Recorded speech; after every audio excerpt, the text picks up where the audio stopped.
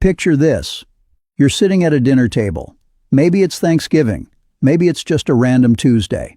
And someone a little older than you, someone you respect, leans over and says something you weren't expecting. They say, "You know what, I wish someone had told me."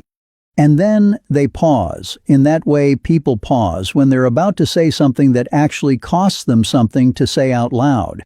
And what comes next isn't about a bad investment or a stock that tanked or some crazy scheme that went sideways. It's quieter than that. More personal. It's something like, "I wish I'd taken it more seriously earlier. I kept thinking I had more time." That sentence has been rattling around in my head for a while now.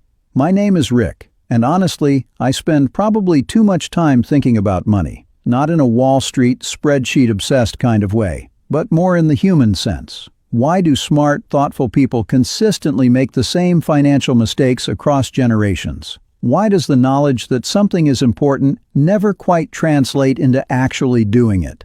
That gap between knowing and doing, that's what I can't stop thinking about. And the reason I wanted to make this video is because of a pattern I keep seeing. When you talk to people in their 60s and beyond, really talk to them, not just small talk, but the kind of conversation where they're honest. There's a specific set of financial regrets that comes up again and again. Not regrets about losing money, exactly. Regrets about time, about assumptions, about the quiet, invisible cost of waiting just a little longer. What I want to do today is walk through those regrets in a real way, not as a checklist, not as a scare tactic, but as a genuine look at what people wish they'd understood, and more importantly, what you can do with that knowledge right now, wherever you are. Because the people with these regrets, they weren't reckless, they weren't financially illiterate, they were busy, they were optimistic, and they made decisions that seemed totally reasonable at the time. That's what makes it worth understanding. Here's the thing about the most common money regret after 60. It's not the one you'd guess. It's not, "I wish I'd picked better stocks," or "I should have bought Bitcoin early." The one that comes up most is something almost embarrassingly simple. "I wish I had started earlier." Not even started differently, just earlier.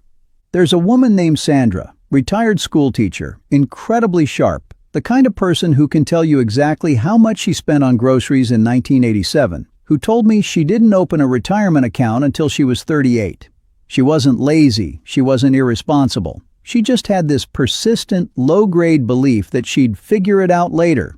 She was dealing with car payments and a mortgage and 2 kids and the general chaos of her 30s, and retirement felt like a problem for her future self. When she finally did sit down with a financial advisor at 55 and ran the numbers, she cried. Not because her situation was hopeless. It wasn't, but because she saw for the first time what those 17 years of waiting had actually cost her. The compounding she'd missed. The growth that could have been quietly happening in the background while she was living her life. This is the brutal, unsexy truth about compound interest. It rewards patience, yes. But what it really rewards is time, specifically early time. The first decade of investing is disproportionately powerful compared to every decade that follows. There's a principle sometimes called the Rule of 72. Divide 72 by your expected annual return, and you get roughly how many years it takes your money to double. At a 7% average return, your money doubles about every 10 years. That sounds fine until you realize that someone who starts at 25 gets to watch their money double potentially 4 times before they retire. Someone who starts at 45 gets maybe 2 doublings. The math isn't punishing you for starting late exactly, but it's not doing you any favors either. What makes this regret so sharp for people is that they remember being younger and knowing, at least vaguely, that they should be saving.